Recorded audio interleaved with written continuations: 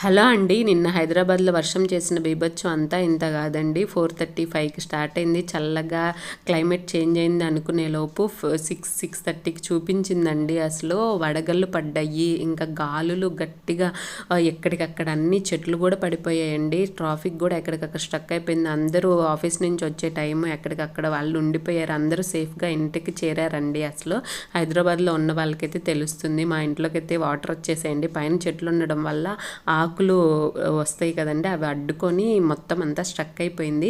మా ఓనర్స్ చాలా త్వరగా రియాక్ట్ అయిపోయి మొత్తం అంతా క్లీన్ చేపించేశారండి. మా హస్బెండ్ ఇంట్లో ఉన్నారు కాబట్టి నేను బతికిపోయాను. హైదరాబాద్లో ఇది ఒక్కటేనండి. నేను జాబ్ చేసేటప్పుడు కూడా అసలుకి పంజాగుట్టలా చేసేదాన్ని. అది డౌన్గా ఉంటుంది.